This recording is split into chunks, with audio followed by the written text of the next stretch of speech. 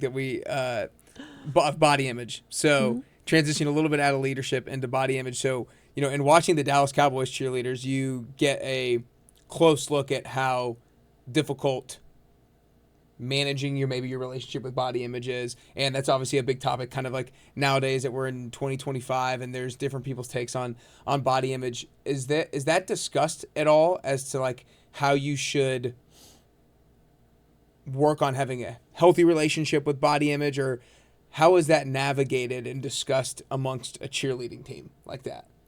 Because it's obviously a huge part because you're getting in front of everybody. You want to look a certain way. How is that discussed yet within the team?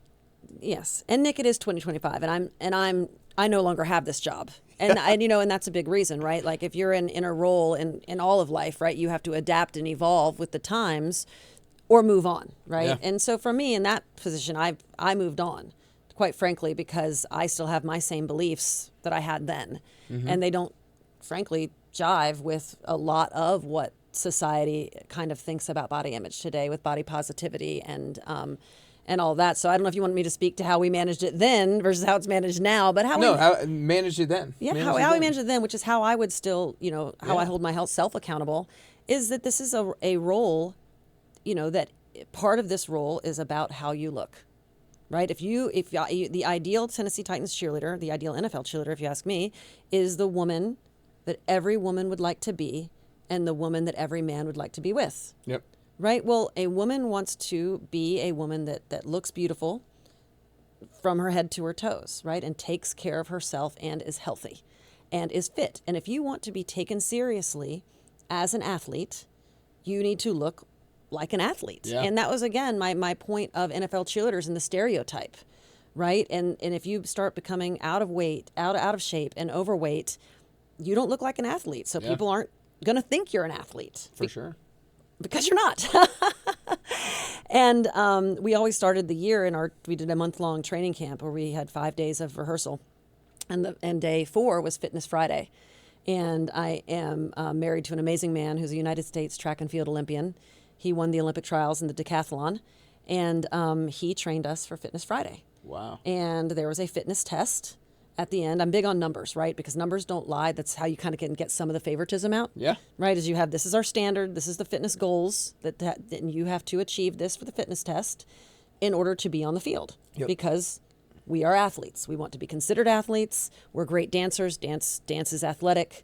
You have to achieve these 5 fitness goals through Fitness Friday. And in training for Fitness Friday, your body looked great. And I'm also not there anymore because we weighed in. For me, weighing in was black and white. And we agreed on a goal weight. You and I, the cheerleader and I, right? Each individual person? Each individual person, right? And you weighed in right after you auditioned because you auditioned with this body and this look. And this is what we loved. Yeah, for sure. So I expect this person to be the same person from May to December. Yep. And that to me is not unreasonable. Yeah. Yeah, 100%. I should be allowed to expect that the way you look in May is the way you look in December, and you should agree that is, you sold me that. Yep. I mean, that's if I buy any product and in 6 months it doesn't work anymore, I'm going to take it back and be mad, right? I mean, it's the same thing.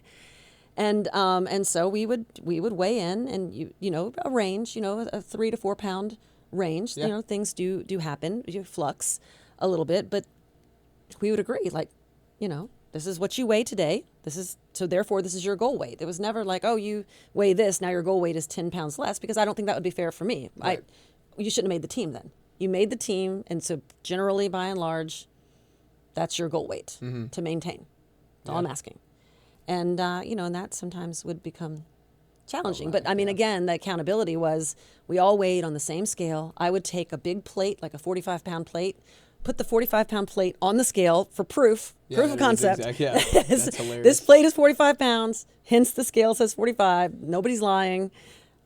Yeah. Well, I mean, I think one of the biggest things is like, each person has their individual, height and body type. And when they are accepted on the team, that's what their body type was. And so you agree on a number that is fit for that individual.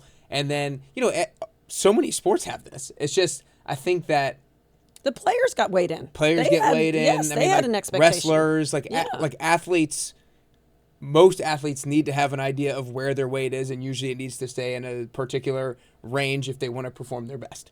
At 100%. And oftentimes, their athletes are asked to either increase or decrease their weight based off the sport they play in to perform their best. Do you feel like it's just gotten away from that because it's females, and it's almost like people need to realize there's two different conversations, that we're talking about athletes here that are playing a professional sport versus the everyday person that might have other health issues and things going on. Like everybody should be working on their health and improving their body composition so that they feel their best and look their best and perform their best. But like these are almost like two different conversations, in my opinion. They are. Athletes are held to a standard because they're an athlete. And usually if you're an athlete, you're held to someone else. A team is paying you. A sponsor is paying you. I mean, your job is to be the best athlete you can be. And I guess it's like because it applies to me too, right? Like I'm a fitness trainer. I think about it not that much because I never really feel like I'm going to be the type of person who doesn't eat healthy or doesn't work out. But I know I need to look a particular way. 100%. Or people are not going to respect me because nobody's going to hire a fitness trainer who looks out of shape themselves because they're not their own product. And Correct. so this applies to so many different people, and everybody, whether you like it or not, is going to have some sort of preconceived notion